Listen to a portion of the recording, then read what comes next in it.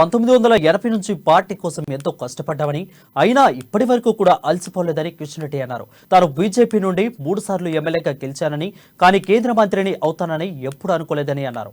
బీజేపీలో కష్టపడి పనిచేస్తే ప్రతి ఒక్కరికి తప్పకుండా అవకాశం వస్తుందని తెలిపారు.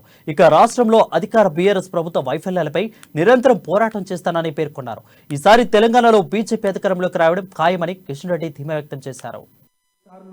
అధ్యక్షులు కావడం కానీ, కేంద్ర మంత్రి కావడం కానీ, 3 సార్లు నేను ఎమ్మెల్యే గెలవడం కానీ, బీజేపీ యూత్ వింగ్ జాతీయ అధ్యక్షులు కానీ, వేదిక మీద ఉన్నటువంటి డాక్టర్ లక్ష్మణ్ గారు కానీ, సంజయ్ గారు కానీ, ఇంద్రసేన్ రెడ్డి గారు కానీ, అనేక మంది పెద్దలు ఈరోజు ఈ సిద్ధాంతమే ఊపిరిగా, ఈ పార్టీయే శ్వాసగా పనిచేసినటువంటి కార్యకర్తలు. ఇంద్రసేన్ రెడ్డి గారు వేదిక మీద ఉన్నారు. 1980లో ధర్నాలు చేస్తే సెక్రటరియట్ ముందు 10 మంది వచ్చేవారు, 15 మంది వచ్చేవారు. అయినా కూడా గంట సేపు పోలీసులతో ఘర్షణ పడేటువంటి వాళ్ళ మహాకాలంలో కూడా చేయని పోరాటం లేదు.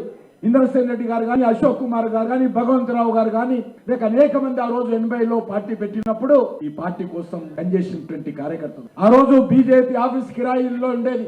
ట్రంకాలు బుక్ చేయాలంటే నైట్ టైం ఆఫీస్ లో ఉంటే 50% ఛార్జ్ అవుతుందని ఆ రోజు అధ్యక్షులుగా ఉన్నటువంటి పెద్దలందరూ కూడా ఆదేశంతో రాత్రంతా